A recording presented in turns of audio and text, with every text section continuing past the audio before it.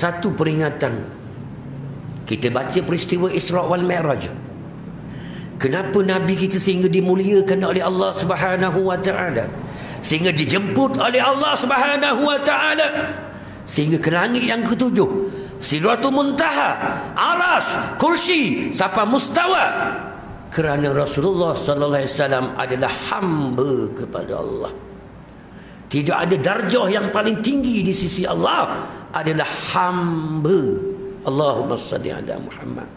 Maka kita orang beriman, rebutlah pangkat hamba.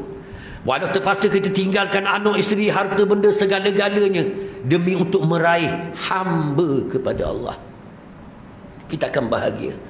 Sebab tu Tuhan gunakan kalimah hamba ketika menjemput Nabi kita Muhammad sallallahu alaihi wasallam daripada Masjidil Haram ke Masjidil Aqsa. Subhanallazi asra bi'abdihi. Tuhan guna kalimah hamba. Siapa yang tidak bergelar hamba kepada Allah, jangan harap untuk bertemu Allah di yaumul mahsyar nanti. Ingat kita, ketika di saat sakarat, orang yang beriman, orang yang nafsu mutmainnah, dia akan bahagia. Sebab Israel akan memanggil, mencabut nyawa dia ketika dengan apa yang dia sebut, ya ayyatuhan nafsul mutmainnah. Jika roh kita dipanggil dengan nafsu mutmainnah, maka berbahagialah kita pada hari itu. Tapi jika roh kita amarah, celakalah kita pada hari itu. Maka siapa yang nafsu dia mutmainnah, ketika Israel memanggil ya ayyatuhan nafsul mutmainnah, irji'i ila rabbiki radiyatan mardiyah, maka orang ni nikmatnya matinya. Nabi kata seperti kita keluar cuah air daripada mucung kendinya, rohnya keluar dengan mudah sekali. Allahumma salli ala Muhammad. Jika nafsu dia amarah, bisu, maka dia akan rasa keperitan saat sakarat. Allahumma salli ala Muhammad. Tak ada seorang boleh tahan saat sakarat.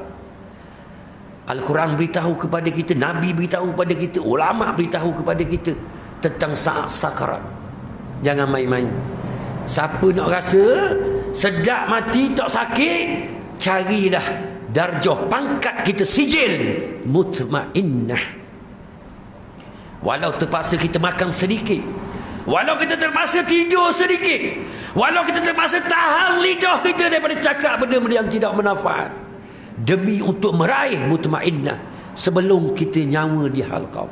Ingat, berusaha sungguh-sungguh kita untuk raih mutmainnah. Walaupun kita terpaksa tahan perut kita, tahan. Sebab orang yang nak bersih nafsu dia mutmainnah, dia mesti makan sedikit.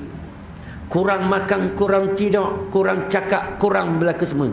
Betul atau tidak? Kita buka kitab mana-mana ni, penawar bagi hati sudah cukup untuk kita kalau kita amalkan. Dah cukup dah untuk kita amalkan. Tapi kita tak amal je. Betul? Kita baca kitab penawar bagi hati tentang lidah. Apa tak? Dah kita guna bangsa dunia, bangsa akhirat. Betul atau tidak? Adakah kita guna akhirat bertasbih kepada Allah, berzikir kepada Allah, duduk berdagu ulama, tanya ulama macam mana nak balik kepada Allah?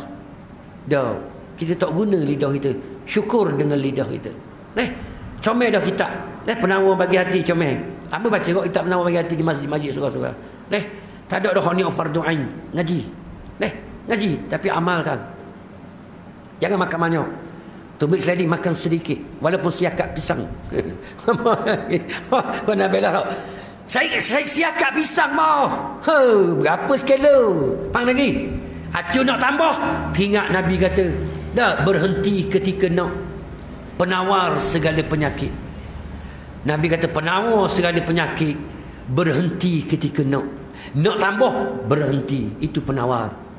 Jadi kita tak pelik hari 30, umur 30, kecil manis, darah tinggi, ada belaka pada kita sebab kita tak jaga makan. Dia bukan makan, hamba panggil kau dalam ceramah hamba panggil kedarosh Terengganu panggil. Dia bukan makan ataupun rangosh. Itu cakap Terengganu. Mana lagi? Benda makan apa sepinggan setengah itu bukan makan, itu kedarah lagi. Mana lagi? Ya tak? Jadi bila kita kedarah, hati kita mati, mampus dia panggil. Nampak lagi?